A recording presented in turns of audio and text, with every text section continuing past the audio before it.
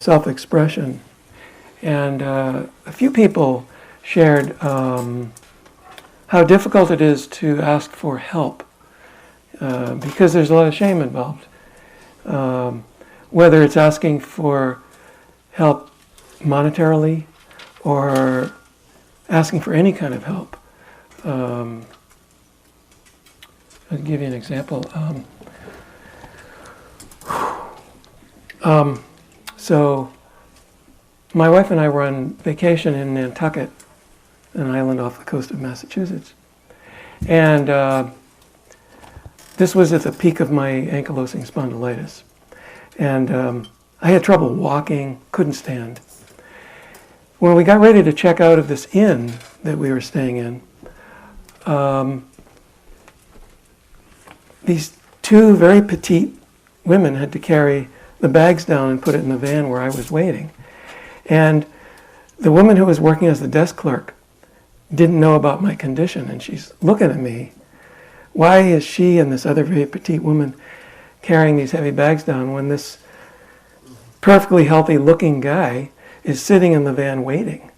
And even though I knew I wasn't capable of doing it, I felt such shame having to have had to ask for them to do it. So, so again, whether it's for money, compensation, because a lot of people with chronic illness can't work, or asking doctors for things when you know they don't really understand. It's very difficult, and yet it's very important to learn to self-express, to ask for what we need. So,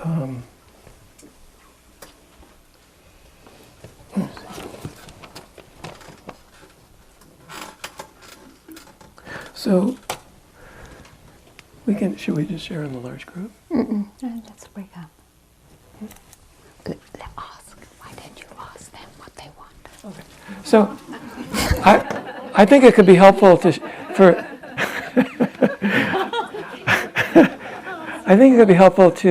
for all of us to hear how others have dealt with the issue of how do we ask for help, and what happens to us when we don't ask for help. Like in those instances where we really need help and we don't ask. What is it that keeps us from asking?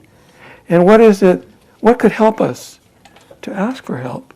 What would make it easier for us to speak up and ask for what we need?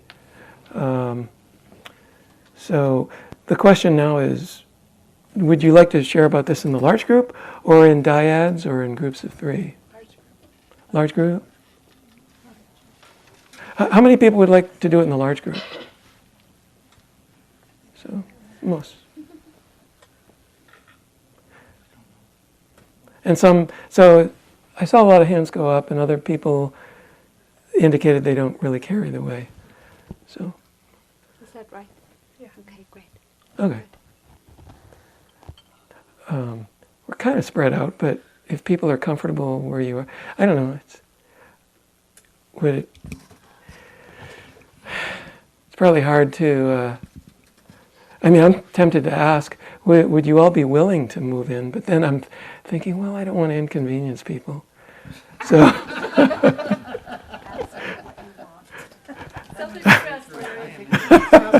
So it's not so much what I want for me, but I'm just thinking it might be a richer experience if we all came a little closer together. I can help people make chairs. So if you're willing to come, bring your chairs closer. Those of you who are in the back.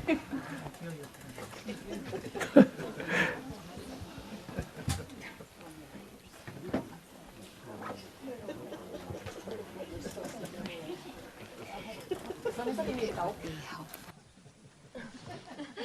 Oh. What can I do? No, it's just funny. That's why I brought it up. I'll just sit.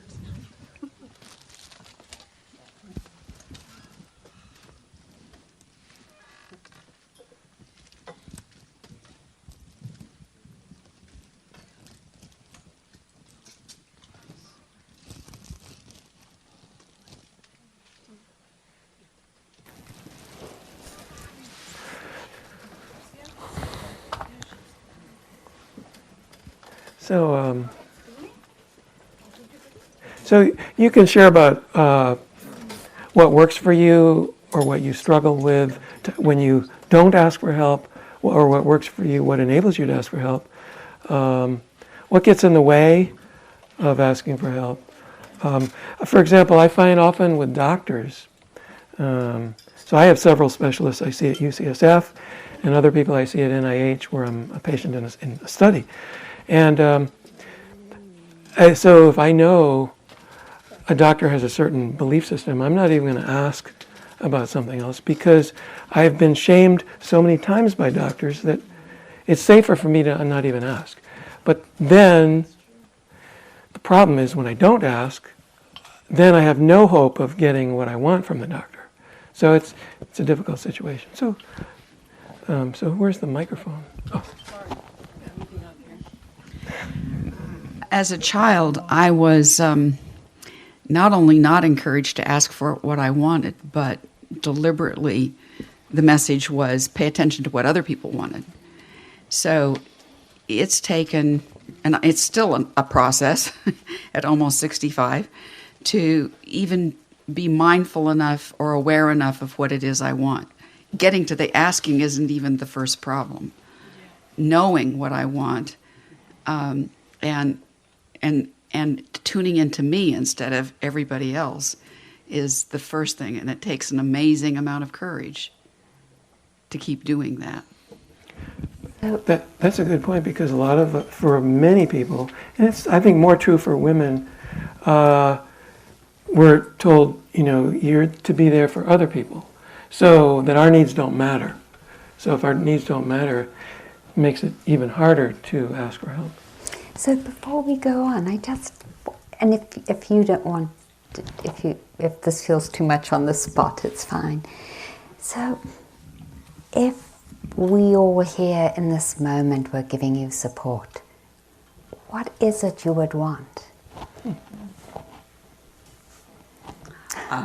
This is incredibly risky because one of my children is in the room. But I would like them to really understand what it's been like to live with this. Thank you.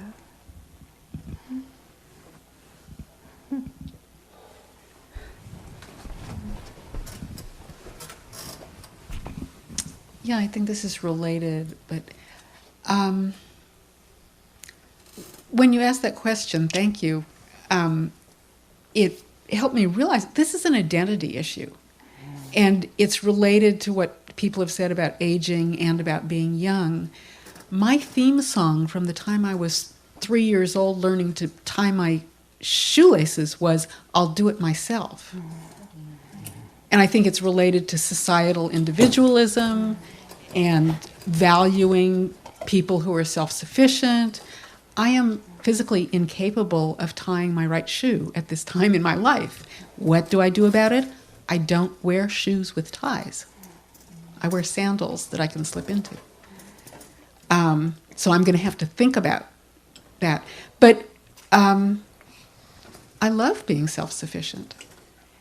And I love helping other people and being considerate of other people. And I feel a wall, a barrier. I don't know what it would even feel like to consider my own needs and desires. It's easier to just either do it myself or in pain or not do it. Great. So wait, don't give the microphone away. Because somehow we have the gift of this extra hour to go deeper. Otherwise, it's a little pointless. And so you ask for the microphones. So. Let me say another thing about that identity. It keeps coming in and out.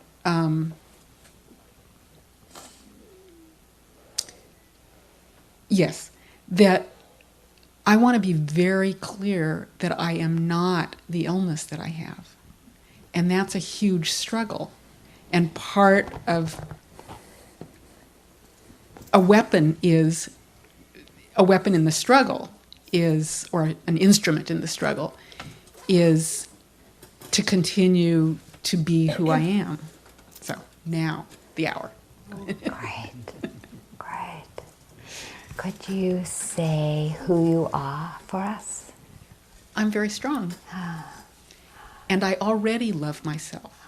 There's not very much in that theme, which I really appreciate, of learning to love oneself. I think I'm pretty good at that. I'm pretty whole in that. I sometimes feel inadequate, and sometimes I am inadequate. But pretty much that's who I am. I respect myself. I want to be around people that I respect. I love myself. I want to be around people I love and who know how to love me. And your illness isn't in that field Yeah. of love? It is. Well, in the sense, I mean, I was saying to one of my partners, I've never been angry that I have cancer. Yeah. My response was, why wouldn't I have cancer? Look what we're breathing, look what we're drinking, look how many other people have cancer. What would make me think I would finish my life without cancer? And then to understand that that is going to be, I mean, I think I've written about it in the way, okay, cancer, I'm going to take you by surprise too. I expect you to be my friend in the long run. In the long run. And that's true. It's part of that love that you're asking about. And one other thing, if this is okay. Because the greatest strength is vulnerability. That capacity not to be able to do something actually opens us up to a humanity that we're often not in touch with when we do everything, when we were able to do everything.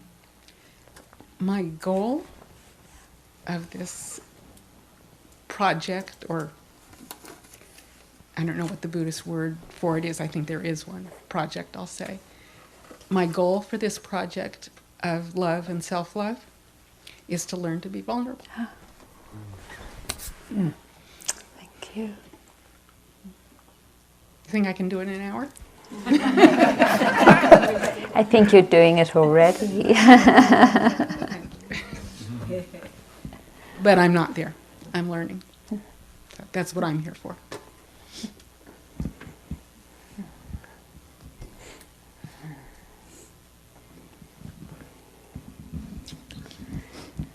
Hi, I'm Mary. I'm considered a long-term survivor because I've been dealing with this for a long time, and I think I've developed a really good and strong capacity to break through my independence and ask for help. So, for example, I have a night brigade. I live alone, and I have a night brigade. Every night there's someone available to me. That means I can wake them up in the middle of the night, which is a struggle for me. But what I realized was that a lot of what I ask for are mechanical and physical, help me do this or fix that or food or whatever. And that when I go deeper into, well, what is going on emotionally and how do I get those needs met? So like, for example, in the middle of the night, I may desire to be held. Do I call my team and say, could you come over and hold me now? No. I might express it. Some of them don't live close enough to come to me, but so I did this thing where I made a commitment to myself to meet those needs, maybe not in the middle of the night, but maybe the next day or two. And so I said, okay, a need I have is for physical touch and to be held. And I'm going to ask for that. And I must have spent a week like in utter fear of asking.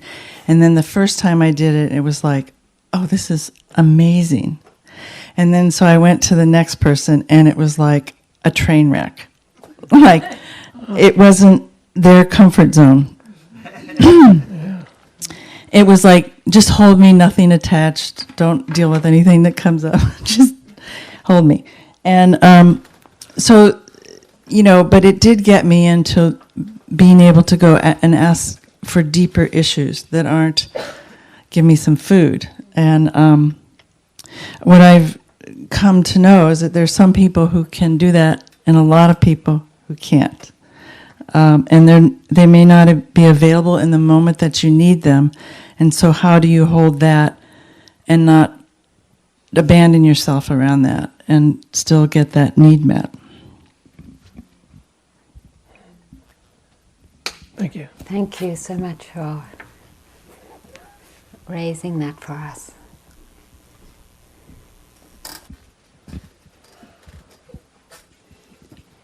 I've had to ask for a lot of help, and it got worse as the more I had to ask. I thought it would be better, and the more different things I would get diagnosed with or whatever over the years, I thought I would be able to handle it better, and instead it was just not. It was the opposite, because you would think I would have gotten used to it by now, and and that was like my internal story, and maybe outside it looked like I was getting better at it, but inside I didn't feel like, I was just getting more mad. But now that I've helped a lot of people in my life, that I see how much it's helped me, that it was easier to ask for help because I know it was helping her, and so, like literally somebody had to drive me home from work. I had to leave my car. This was on Thursday. And, well, they were worried about liability, of course, but, that was like kind of my judgment thing. Like, they just want to drive me because they don't want to. But I was okay until people kept asking me. And then I thought, well, maybe I do need a ride, but as the time went on, initially I was going to be okay, but I wasn't later. So I did get a ride, and it was I just moved into this really beautiful, like very expensive, like looks like anyway. And I had all these judgments, like, now she knows where I live, like she's going to, I don't know. It was like really weird. Like I didn't want anybody to know where I live. And, but so anyway, so my friend later drove me to the doctor's, and then we had to go get my car, and then I didn't have any gas. So I had to like stop and get gas, and she was following me, because she was trying to coordinate, trying to get my car back. Anyway, I went to she like pulled up behind me. She like got the gas out, opened my gas tank. She pumped the gas for me. It was just like so cool, It was like, okay, and she's going to want to do it. And she did it. But anyway, I don't know if that answers the question, but I've had to ask for a lot of help. And I remember my family and the boyfriend that I would have at the time could not help me, and they always broke up with me. And then I'd have to have surgery again or something later, and that was the end of that relationship. So a lot of evolving, but, that was almost a lifetime ago now, So I think I've, have some wisdom in hindsight. I don't know. But it was hard to ask for help. I didn't even ask. They just gave me help. But it wasn't so hard to accept it this time. Thank you. Thank you.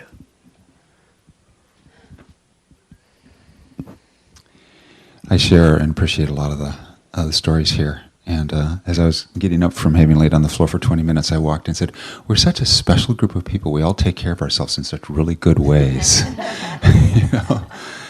And for me, I share a lot of the asking, because I've totally asked and collapsed and needed fin. If it wasn't for my family, I probably would have been homeless on the streets of San Diego with really debilitating stroke stuff going on, and being one of those kind of marginally homeless people that had like brain damage. So I'm really thankful for my family, and I asked, and I burn them out. And, it's like my daddy says, and when I bring up my health, I can just feel him cringe over the phone, and so I stopped talking about it, which is a good thing. The challenge that I face now about asking is can I better ask my body what it needs? How can I refine the listening inside my body and ask the incredible spirit that is coming through me. Great Spirit, how can you help me? Because I know you're so resourceful. I know I chose this lifetime. I know I have the resources within me. What do I really need and what do I really not need? And that's been the hardest thing for me, because I've had, pretty much, I had 5 major organ systems in partial function simultaneously. Like my body was in systemic collapse. And so my body gets really confused, and it's really hard to listen to what goes on. And the biggest thing for me right now is still about what's the right thing for me to put in my mouth and eat. Because it wants this, but wants this. And I'm trying to sort out what my hypothalamus would prefer right now, And so even today, it happened pretty dramatically today. And how can I stop, turn off the world, and go to the single pulses of I am and what my I am really wants?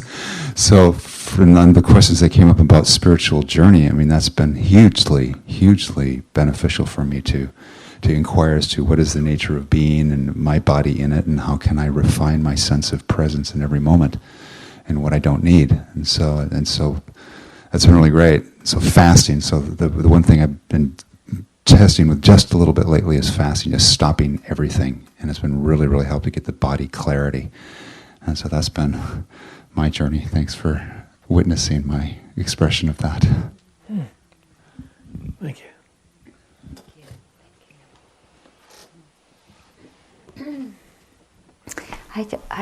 Can I just say something that comes up in response, and that is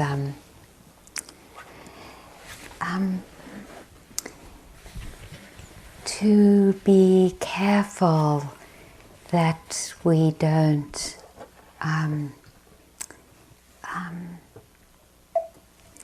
to be careful that about thinking we're in charge when we ask for help. Because we're not. We're not in direct charge. We can ask for help from our bodies, and we can ask for help for ourselves and from others. And as you were saying, we don't get it sometimes.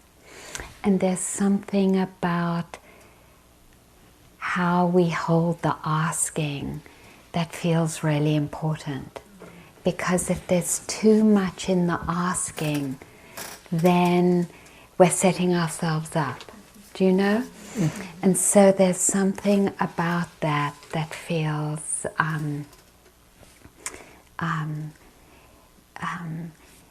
important. And what comes to my mind, I haven't gone through the 12-step program. My ex did, and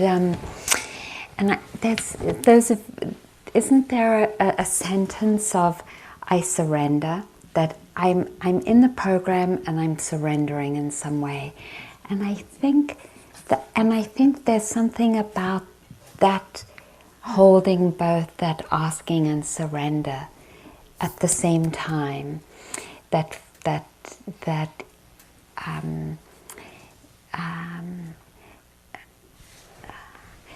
because I'm sorry, I've forgotten your name. Daniel.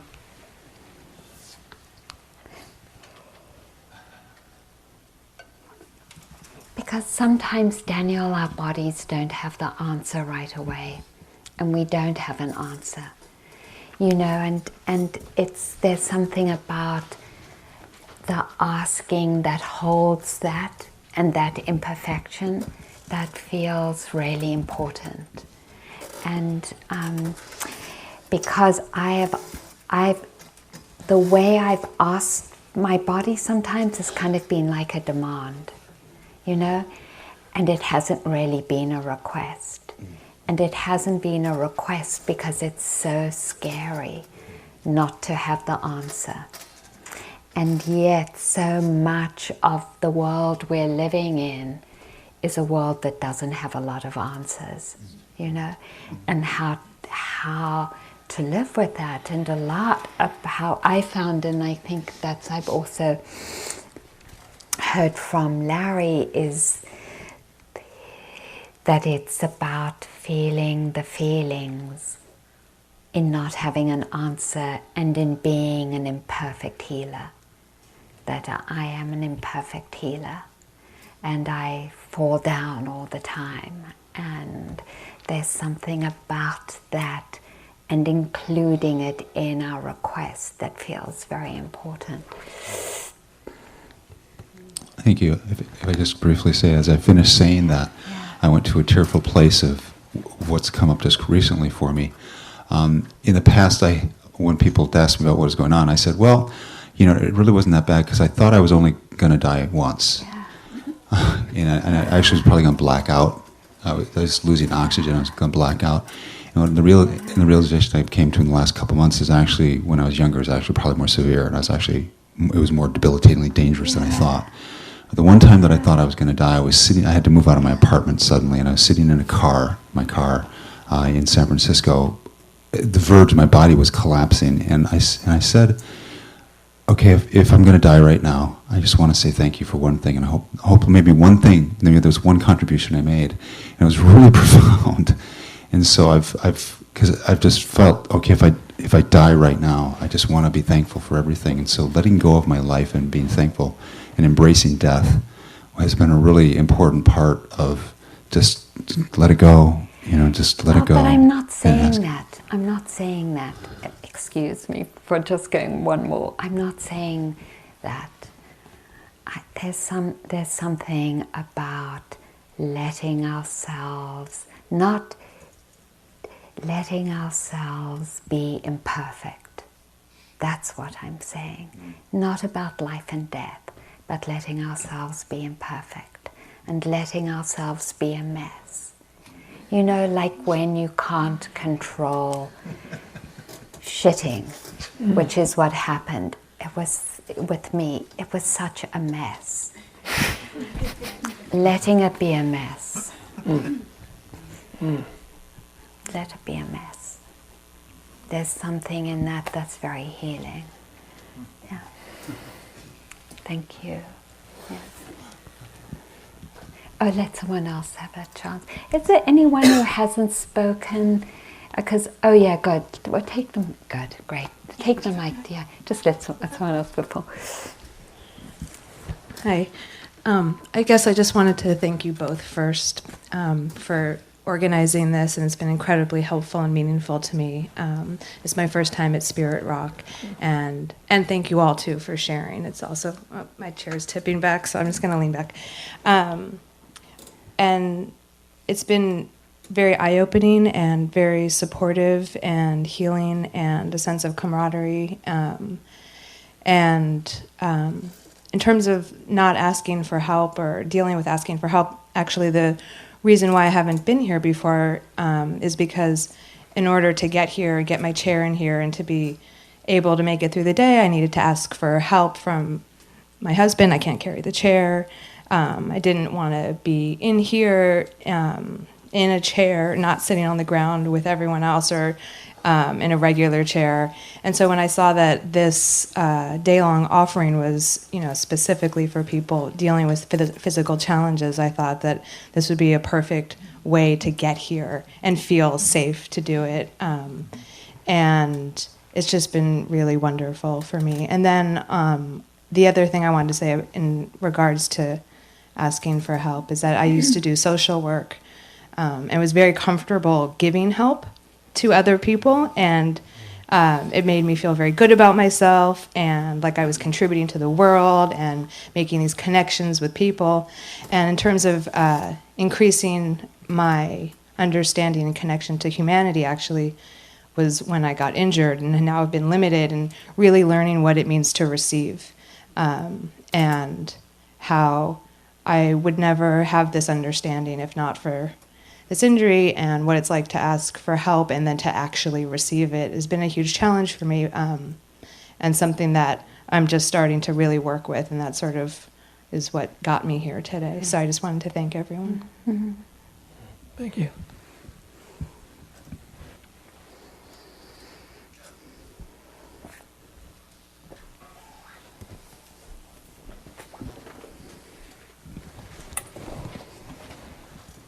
Thank you. My name's still Wendy.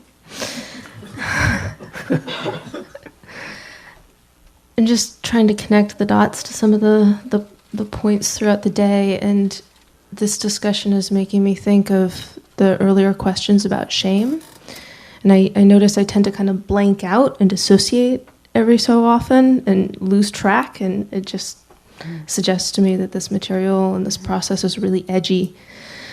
So I'm just going to try to hold my focus.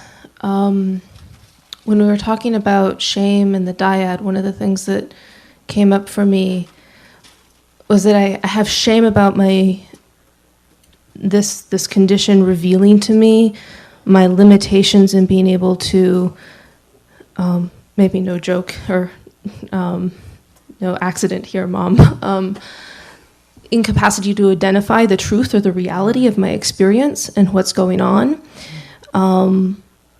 Like I reject it. Like I push it out, so I might not even know. And then I'm not actually a trusted ally to myself to be able to advocate effectively. Either I failed in certain ways in things I needed to do to take care of myself just because I wouldn't relate to the reality of my situation in my immediate self-care or my capacity to interact with the medical system. And then how I think that relates to then asking for help is if I don't have the confidence or the strength or the power to be in my own truth, my presence and my clarity with the truth of my situation, it just feels very exposing and even more like trauma stimulating to try to interact with somebody else having awareness about my situation. So, I mean, even something as simple as the other night I was in pain and my girlfriend was all ready to give me a back rub, like all ready to do it. And it was like a lot to even acknowledge and represent. It's in our field and in our experience that I'm in pain. And thank you so much for somebody going into the territory of how that affects intimacy. I guess it's just deep and good to name. But I don't like it and I don't want it. And so I'm fighting myself to even identify and represent that it's true and real and in the field in the moment. And then to receive help means, oh my goodness, this other person is now interacting with my truth and I can barely handle it myself. And then of course it begs questions. Thank you for speaking to this, Irina, about rejection. Like, am I going to be too much? And what's the limit? And how do I know what the limit is? And if I haven't gauged the asking in the perfect way and I blow the system apart, fuck. So anyway, that's what's going on in my thought. Thank you.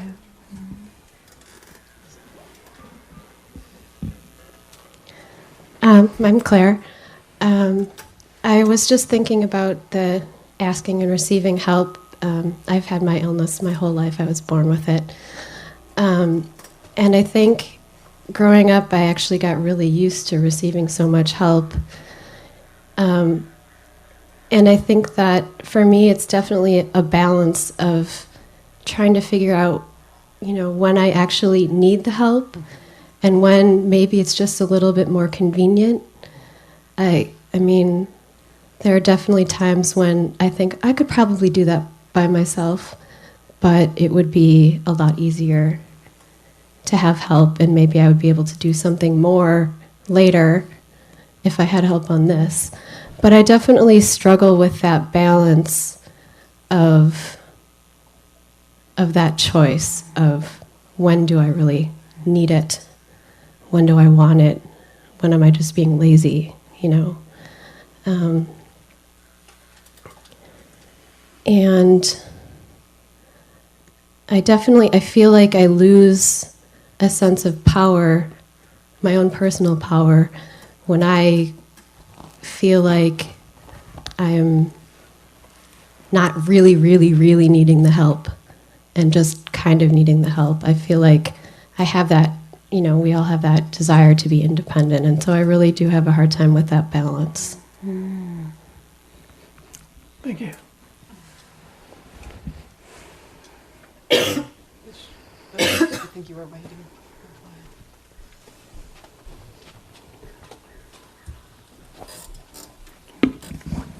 Hi, I'm Rose, and as I look around here, I know that I'm the oldest person in this room, and I'm here to tell you that old age sucks. But it's especially a burden when your body is no longer able to function, but your mind is very active and very curious and very eager to learn more. Now, we don't always have a choice about that kind of balance or imbalance, but what I've learned is that people want to be helpful. And I've been able to get help just by picking up a heavy bag, and somebody will come and say, let me do that for you. Well, in the past, I would have been, oh, no, I can handle it. You know, I would have been offended. Now I feel so blessed, how wonderful that there's sweet people around who just come by and want to help you. But having said that, you also have to stand up for yourself, whether you're male or female. And I have battled more with the medical profession, and I have fired more doctors than I can count on the fingers of one hand. And that's our responsibility. And no one can do that for you. And, you know, we must take the responsibility of accepting inferior help or no help at all, and at least make a statement about it. Don't be invisible.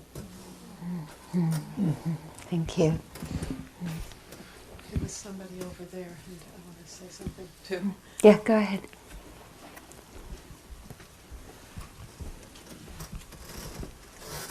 I'm not sure who it was. Okay, could people raise their hands again who want to talk?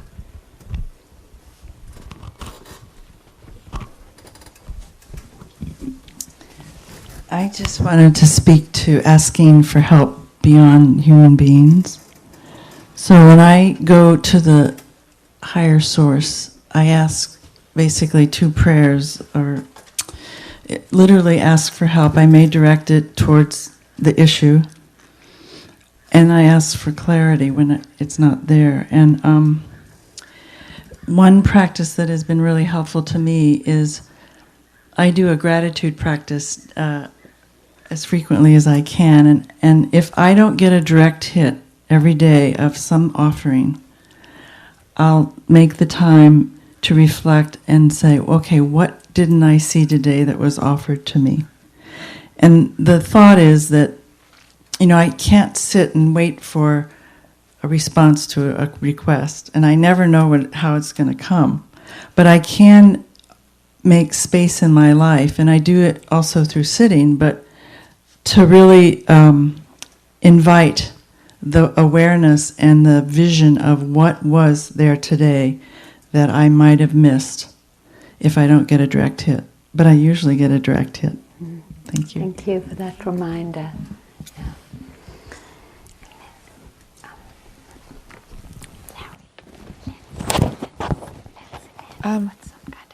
I had surgery almost 3 years ago now, and knew that, and I lived by myself in a upstairs, downstairs place. So the kitchen was downstairs, and I wasn't supposed to be allowed to move at all from my bed except to get up to just pee for, I think it was 2 weeks, which ended up being longer than that. But I had, it was, for me, it was an opportunity to know that I didn't have a choice if I was going to do this. I needed to ask for help for a lot of things, and I was also supposed to be icing my foot for the whole time. I don't remember all the details now, but I knew I needed a lot of help. And I also knew I had a lot of friends, and it was one of those opportunities of being willing to ask my friends to come around me in community, and it was a lot of work. Someone asked me if I wanted them to be in charge of coordinating it, and for some reason I had in my head, no, I need to be responsible for that. I need to be in charge of that. Like I didn't want to be asking too much. Well, it ended up being a humongous job, humongous, and I didn't really just coordinating the help and making sure people were there when they said they would be there, or making sure that I had everything covered that I needed at every moment, was a lot, and definitely took away from some of the healing. But in the end, it was such a huge opportunity and gift to be willing to ask my friends to be there, and it was like a 2-week party in my bed. And it was fun. It was hell, and it was fun. But the problem came at the end of those 2 weeks after I had finished what I thought I was supposed to need. Ended up being a much bigger deal than I ever could have imagined. And I ended up with a complication from the surgery that I knew I had right when the surgery was over, but I didn't know what it was. I just knew something was wrong. At that point, because I had felt like I had asked for so much help in those 2 weeks, I wasn't willing to ask anymore, and ended up back on my own again, which is very much like me, to be completely strong and independent, and I'm good at that. And so it's a double-edged. It was definitely a mixed blessing and a lot of learning. And I'm sitting here realizing that 3 years later, I was never able to fully communicate with all those people that helped me and thank them in the way that I wanted to. And I never told them what was really going on with me, with what happened from the surgery, because I felt like they all did so much to help me and wanted me to be better that I wasn't able to tell them that I wasn't better, that actually was a lot worse. And to this day, I still haven't necessarily told everybody what happened. And it's a huge blessing that I'm even able to walk again at this point. And I still struggle with that. Now it's 3 years later, and I still haven't communicated. And the added thing that now I have from it is all back from that surgery. So it's hard to explain, but it's a mixed thing. It's a party and it's hell. Thank you. I'm raising my hand, but I feel like I shouldn't necessarily be next. Because we wanted to just give a few more minutes before coming to closure. So you three then are the last three. It's you and the three of you. Oh, and you're an announcement. Yeah, I want to say something. When I broke through, when I was really disabled sick, it was amazing the kind of help I got. I mean, I wasn't in my bed getting a party in my bed, but people were doing things for me that I couldn't imagine. And then, as we're going through this process, I realized, you know what? If I am going to manage to support myself, there's some things I need help with, because I can't do 100% anymore. And it's almost harder to ask now, because I can run up and down stairs, or I can pick up a pencil, which I couldn't do. So it's something to meditate on. Thank you. Yeah, that was one thing I was going to say, is when I was completely unable to go up and down the stairs, it was much easier to ask for help than now. But also, I just really wanted to share that, I ended up with this team of people who, at some point, I either needed to go into the hospital or I could be at home if people could help me with food and groceries. And a friend did offer to organize it, and luckily she loved doing that. She couldn't do the physical work, but she could organize a team of people. And what I really learned from that is that people really want to help, but they don't know what to do. So that gave them something concrete to do. So I just encourage us to ask for it when we need. And some of my closest friends couldn't do it at all. They just disappeared when I first became disabled, and it's just they couldn't do it, and that's just they couldn't. And then other people came out of the woodwork that I never expected to be around. So that was a real gift, and it was a loss with some of the other people, but I finally got it. That's just who they are. So ask. Thank you. I think one last person. Larry, do you want to lead a mindful meditation? I'm getting lost here. Talk so much. We're getting ready to go, but I wanted to say that I think in taking away so much, it's hard to say one thing after another. But I had I was blind as a child, recovered my vision, and then concealed as much as I could the disability or the and went to work for a federal agency that was responsible for defining and investigating disability discrimination in employment. And in that, it was very much like it was an us and them. And when I developed arthritis and carpal tunnel and other diseases, it was a realization, that I was one of them, that I am one of them, I'm one of you. I'm one of us. I am one of us today. Thank you all. Thank you. So we need to bring it to a close. Irina just asked me if I wanted to lead a closing meditation, and although I've had a sitting practice for decades, I feel a little out of my element with a senior Dharma teacher here.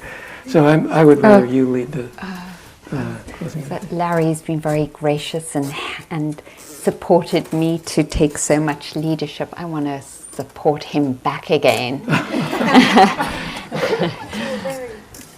Go, Larry. Did you want to say something? I just want to check if there's anyone going to the East Bay that can wait an extra half hour for a volunteer to do a volunteer. So the request is there anyone driving to the East Bay who wouldn't mind waiting half an hour to give the volunteer the time needed to do her work before? Oh, there you go. Great. Thank you. Thank you. Well, then I'm going to lead an unusual closing meditation. So you don't need to get comfortable. You don't need to change anything. You don't need to close your eyes, or you can do whatever you want. But to just tune into the vibrations in your body and what's in your mind, and just tune into whatever's there and appreciate it and fully embrace it. Fully embrace whatever you're experiencing in this moment without labeling it.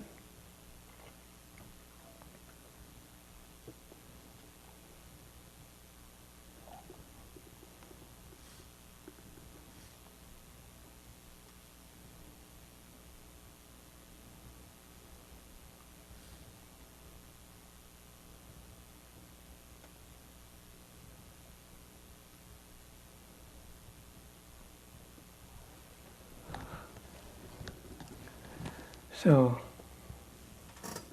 I want to thank you all very much for coming.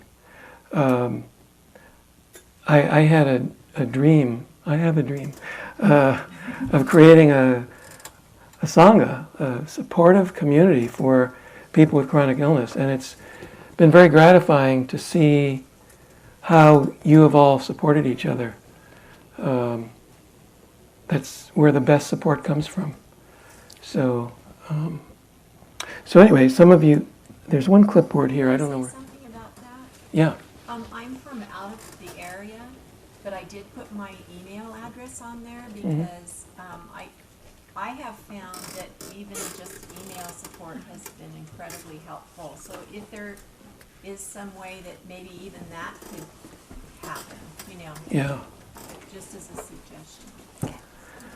Yeah, and there's a possibility for doing it through Skype also. I mean, I'm not saying we're going to do it, but... We don't know how that... Oh, well... Free to download. There are possibilities out there anyway. Oh, okay.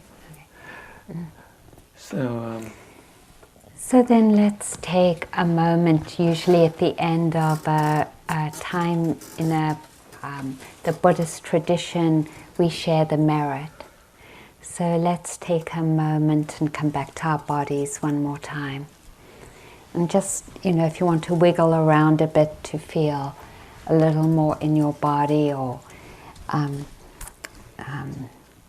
take a moment to connect with your breath again, this ongoing invitation over and over in any time and moment, especially when we're tired, to have the support to reconnect and to know our experience, to feel our bodies.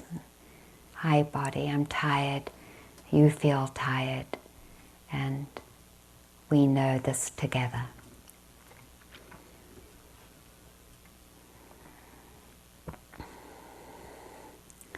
And then taking a moment to reflect again on the benefits of today for you. What you have received that you've appreciated, that has touched you. And intentionally allowing this to enter into the stream of your being. May all that's been skillful or helpful or wholesome be a seed planted in the stream of our beings, and all that hasn't been helpful be washed away, disappear.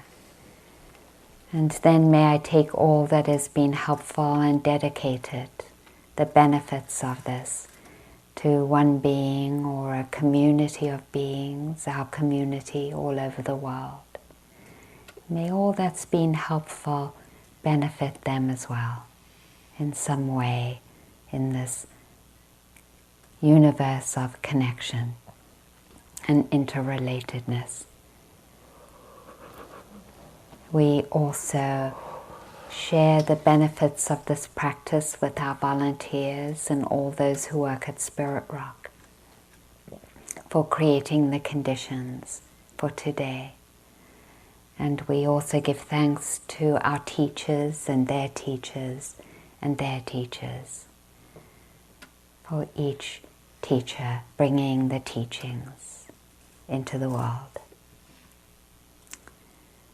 And lastly, we give thanks to our own hearts and minds and bodies.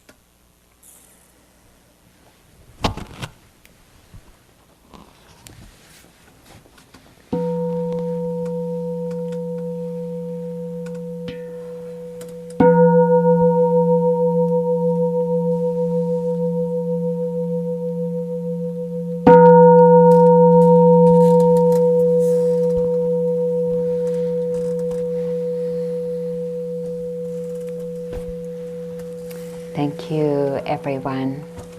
Thank you for your presence and your brilliant, Thank you for listening. To learn how you can support the teachers and Dharma Seed, please visit dharmaseed.org/donate.